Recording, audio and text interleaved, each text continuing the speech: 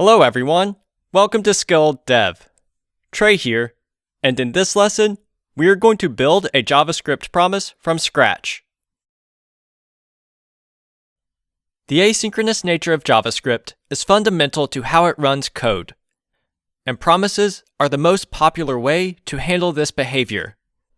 However, asynchronous code and promises can be intimidating to many developers.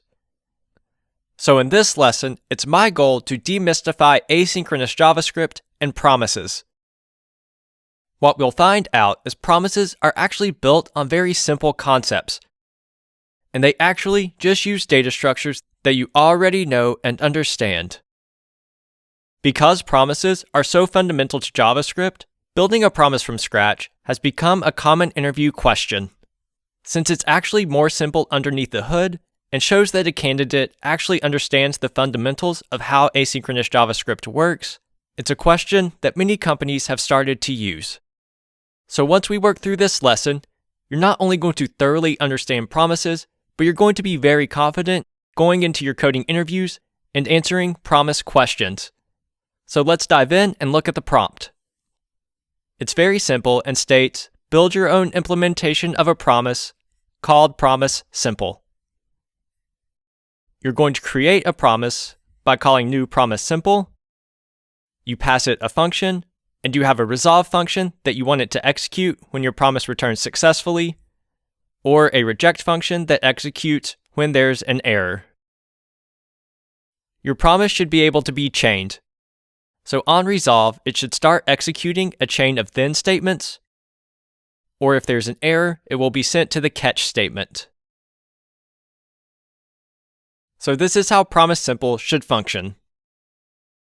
You have a constructor that takes a function as the argument, and the promise is going to pass it a resolve and reject function.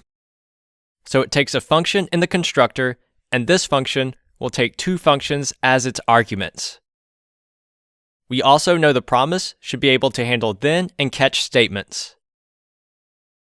Then to use it, when we get an error, we send it to the reject, and when it's successful, we send it to resolve. So if we called make API call, it's going to be asynchronous, and it waits for this API response. Then if it's successful, it sends the API response data to resolve, which starts the then statements. It goes through the entire then chain.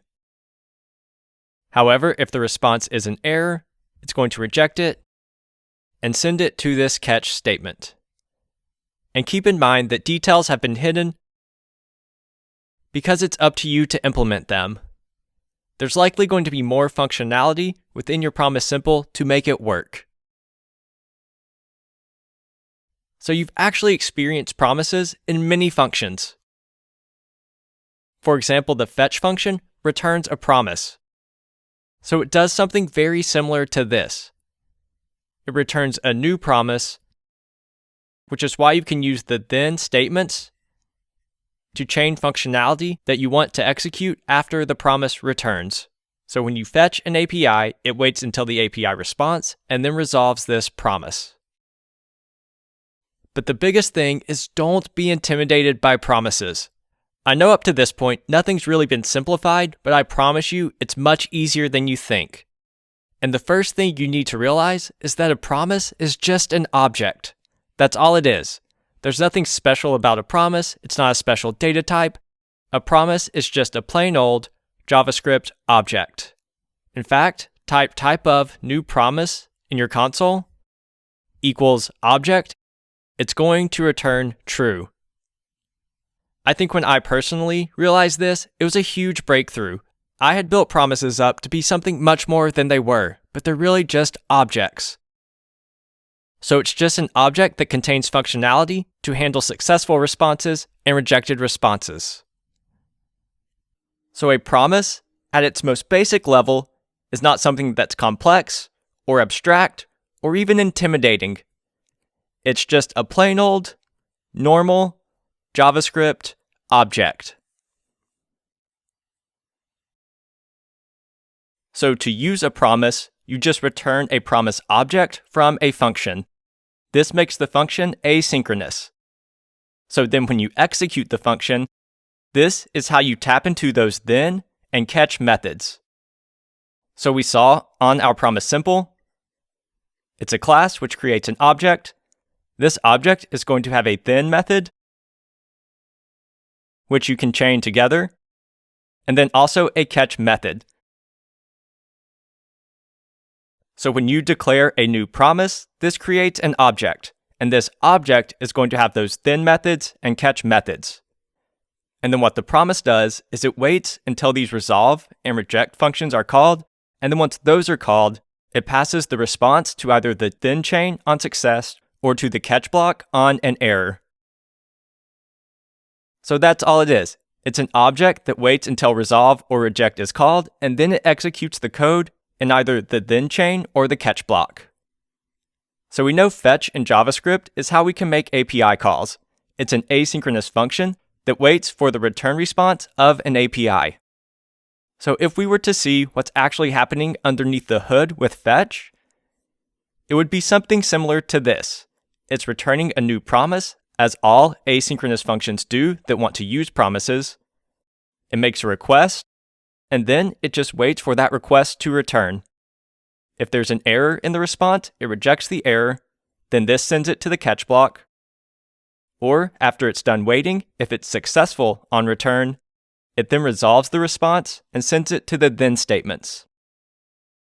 So that's all it is. A promise is an object that waits for asynchronous code to finish executing or return. So any function in JavaScript that is promise-based and asynchronous is just doing this same thing behind the scenes. It's just returning a promise object.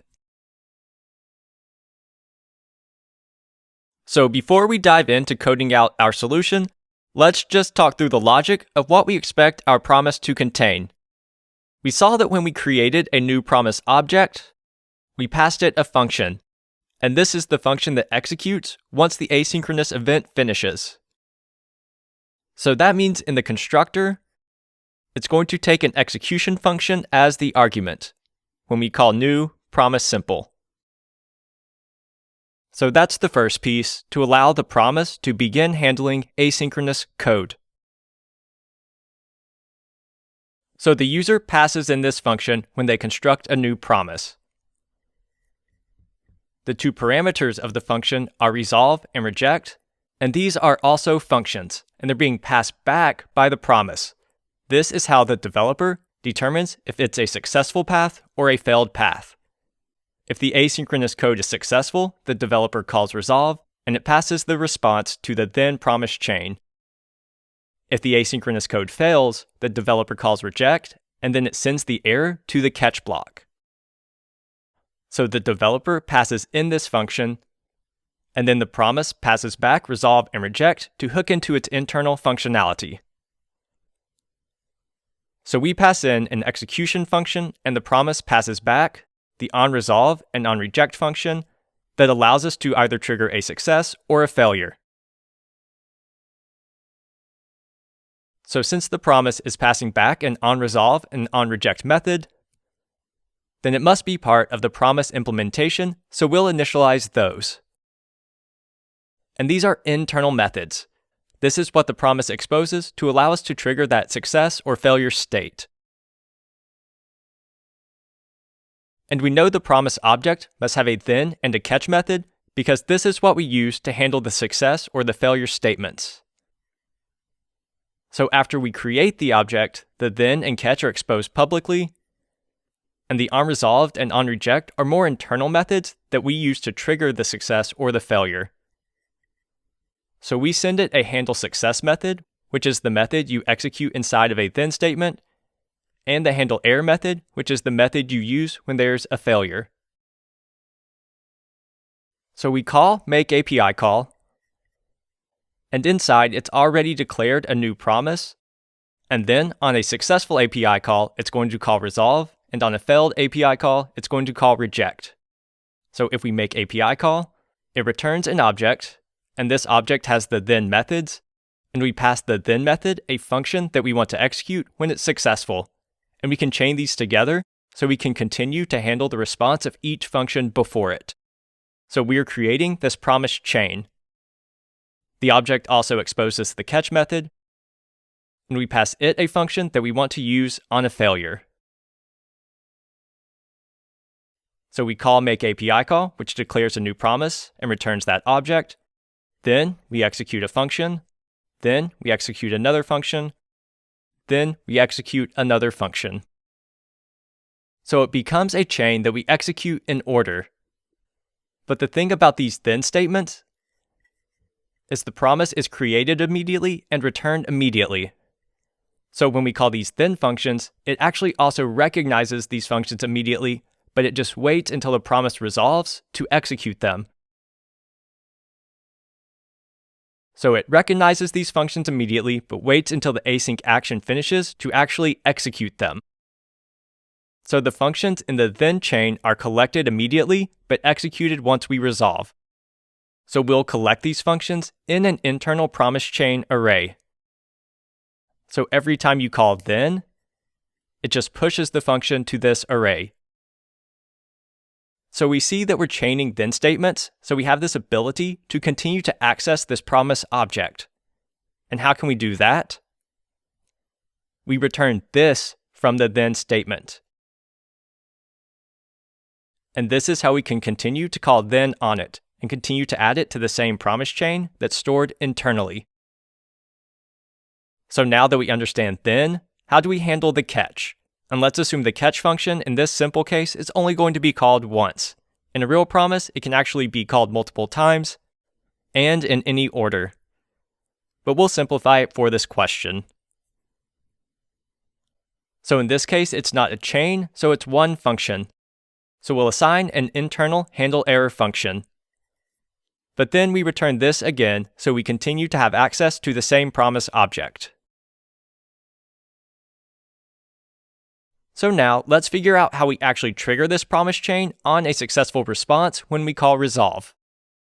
So we indicate the async action has finished by calling the resolve function, which we passed in to our initial promise construction. And by calling resolve, we want it to start the promise chain.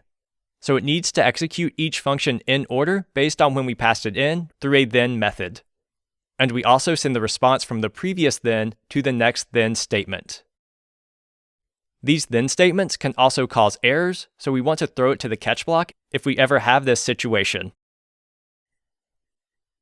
So we initialize the stored value as the value passed to onResolve, which is the initial response from the API function that finished successfully. Then we take the promise chain array and go for each on it, and the items in the array are functions themselves. So we execute the function with the stored value, and the return response from the function overrides the current stored value. So we just continue to replace this item and pass it to the next function in line, which then returns a new item, and it's just this cycle of calling the functions we declared with then in order with the most recent response returned from the previous then function that we declared. If there's ever an error inside any of these then methods, we take that error and pass it to onReject, and also clear out the promise chain since we're in a failed state.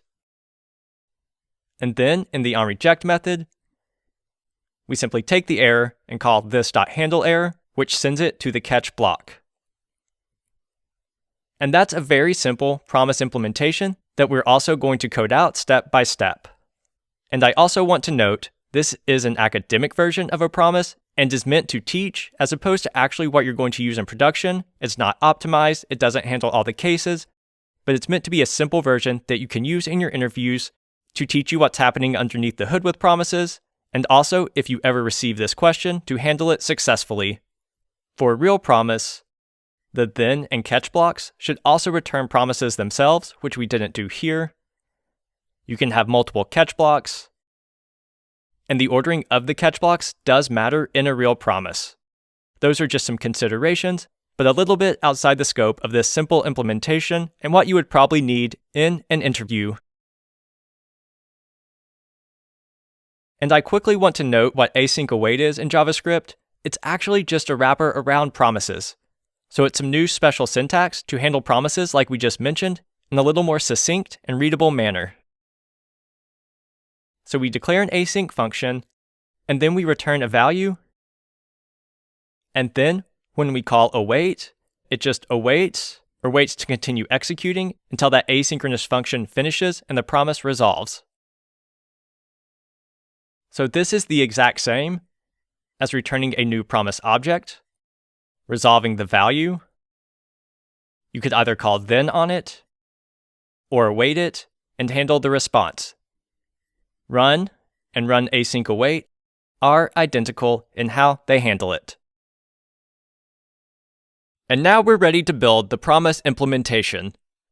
But not only that, we're going to use this promise with an actual API request. The HTTPS module from Node allows you to make requests, and it gets the response as an event. And then when the event returns, we're either going to resolve it on a success or reject it on an error. So as we saw, to make the promise work, we're going to return new promise simple, and we're also going to track the time of the events to see that we're actually waiting and it truly is async, even though we know it's async because we're calling another server. We're going to call the GitHub API with our username. Then we plug it in up here. We declare the promise, call an HTTP GET. Then once it ends, we resolve it. Or on an error, reject.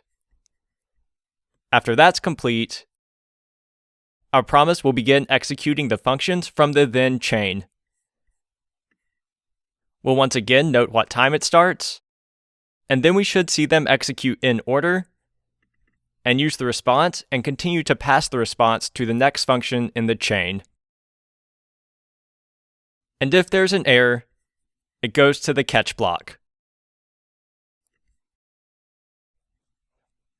Alright, let's implement the promise.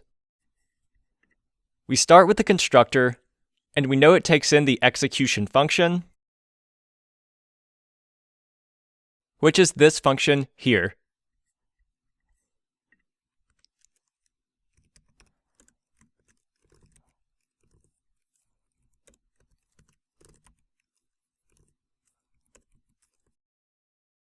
And we pass the execution function on resolve and on reject.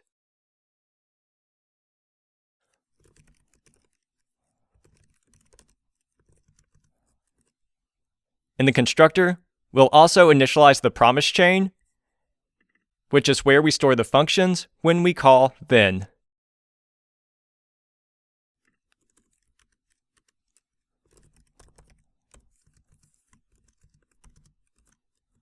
And we'll initialize an empty anonymous function and handle error. And if the developer declares a catch, it will override that.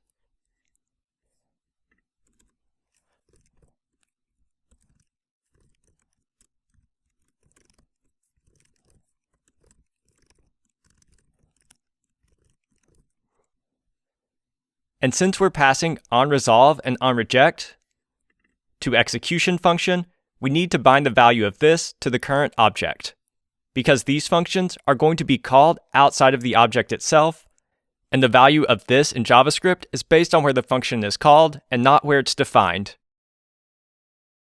And then this is all we need to initialize the promise.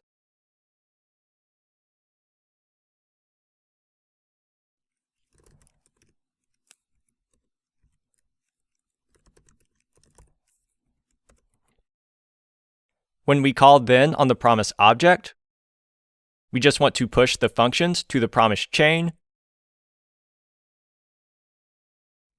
We use an array because this just allows us to store as many as we want, and then because arrays are linear, we can just execute them in order, starting with the first one that was passed and ending with the last.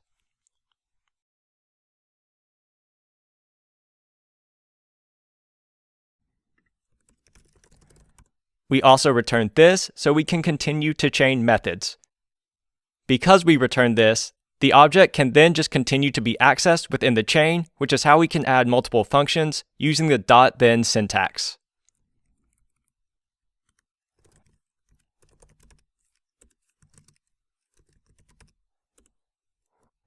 When we define a catch, The argument is a function, and we assign that to the internal handleError function, which will be executed if there is an error.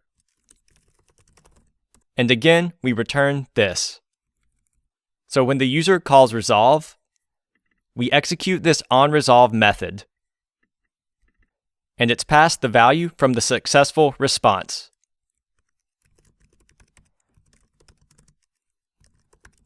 First, we just initialize stored value to this value, because when we iterate through the functions in the then chain, we actually want the next value to use the return value from the previous then function. So we're going to continue to override the stored value and pass it into the next function.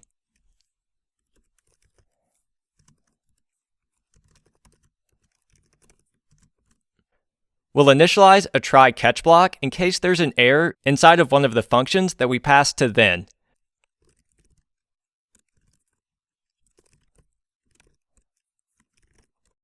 If there is an error, we empty out the promise chain with an empty array, so there's no more then statements that will execute.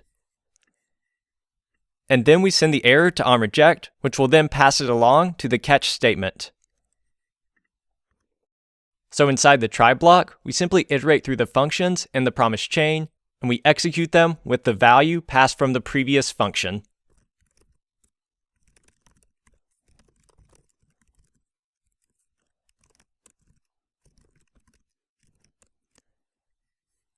So we execute each function with stored value, and then replace stored value with whatever this function returns. And then when we move on to the next function, we just pass it back in. So it's a continuous loop of using stored value and then replacing it so the next promise can use the returned value. And finally, we want to be able to handle an error.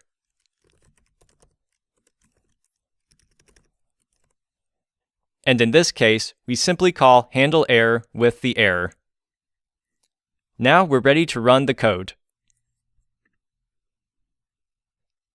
And we see the promise worked. The first value to log is async request started, which means we're starting the API call. So we called the promise, we declared our then promise chain,